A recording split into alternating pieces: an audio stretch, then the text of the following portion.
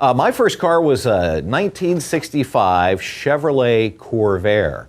This was probably in the late 70s. I think my mom helped me buy it for $600. I paid $300 and she paid $300. And I think it was Chevrolet's version of a Porsche because it had a rear engine and just the gas tank up front. But it was no Porsche, believe me. One of the first things I did with it, I wanted to do a burnout. I wanted to burn rubber in the neighborhood. And it has a transaxle, you know, so the drive wheels are in the back, the engine's in the back. And I immediately blew out the transmission, which, you know, probably cost as much as the car to repair. But it was a classic car, and you know, I loved it. It got me into cars, and I've been into cars ever since.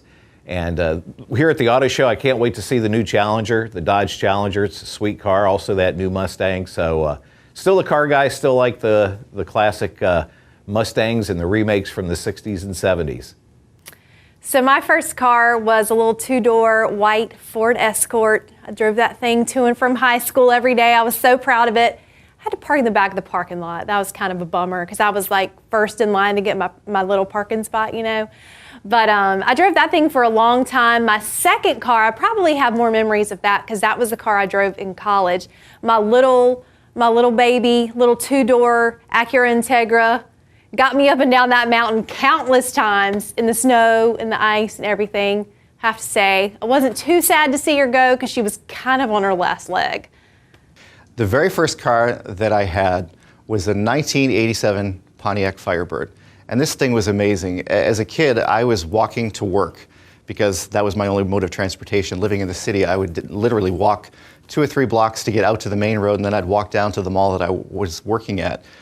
But there was a bus company right across the street from the mall, and there was this beautiful, at least it was to me, a white 1987 Firebird. It had red interior. I would look at it every single day before I'd go in. And eventually I had I guess you could say, the gumption to go in and talk to the woman who owned the bus company.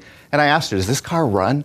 And she says, yeah. She goes, I've had it for a while. She goes, I don't need it anymore. So I convinced her to sell it to me. And to me, it was the most amazing vehicle. I used to go around with the radio really loud. I fixed it up, made it look really great, new wheels, and I called it Stan because I felt like I was the man. In 1989, I was working in Nags Head and was called by the operations manager in Richmond, Virginia, and asked to apply for a job. They hired me and bumped my salary from $15,000 to $18,000. And I was like, what am I going to do with all this money? It was back in 1989, by the way, so that actually wasn't as bad as it sounds today. And so one day I was doing a remote at a car dealership, Royal Isuzu Alfa Romeo, and I saw it across the showroom floor and had to have it. My dream car was an Alfa Romeo Spider Veloce, and it was black with tan interior, and I found out the meaning of car payments. Loved it so much, though, I put it on my Christmas card.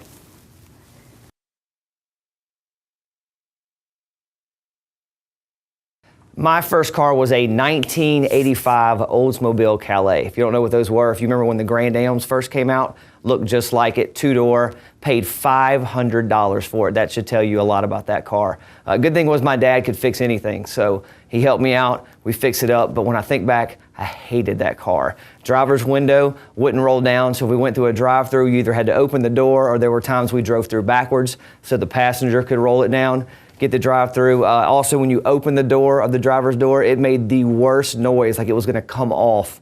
But the one thing I remember more than anything, the steering wheel, some of the steering wheels back then, metal and plastic, but in the middle had the big cushion right there in the middle. And I will never forget taking a right-hand turn somewhere, the cushion fell off, and when it did, the horn, every time you made a right-hand turn would go off. So everybody around you thought you were honking at them, and it never failed. I would be driving, I would fix it, be driving in the middle of traffic, all the time. I literally lost it one day and took a bat to that steering wheel, had to go to a junkyard and get a replacement. That was my first car.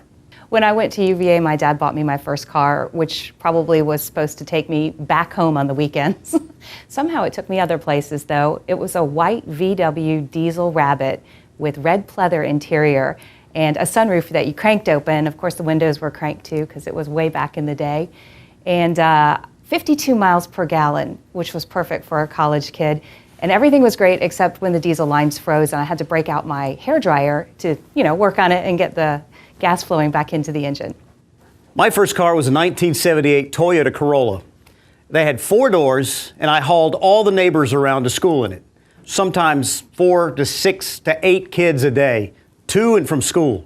You'd have 3 in the front, 3 in the back, 2 in the trunk, and it usually hurt the guys in the trunk when they hit the railroad tracks. But they survived. Now, the funny thing about this, the ignition was on the left, so to this day, I still put my keys in my left pocket. Don't get it. And here's the fun part. It said Toyota on the back. One day, the TO fell off, and it was the Yoda. So the guys were like, hey, what time are you picking us up in the Yoda? About 6 weeks later, the DA fell off, then it was just the Yo. So they'd walk around going, yo, and that mean I had to go pick them up. So that was my first car. I don't know where she is now. I'm looking forward to seeing the Mustangs because I think those are just amazing cars. I really like the muscle cars. I also want to see some Pontiac Firebirds because that's the first car. So it's great to see the different transition of the years that are there. And it's great to also talk to the people who own the cars, who put the work into it. When you've done that and you have that story that you can tell, those are great things too. So I'm looking forward to the cars and the people who put them together. You can't mess with the classics, the 67 Chevelles, the Challengers, you're talking about the 69 Camaros, anything with muscle, the new take on muscle, what they're doing these days, and giving these new cars in 2014 the throwback look to the old school, that's just as good as it gets for me.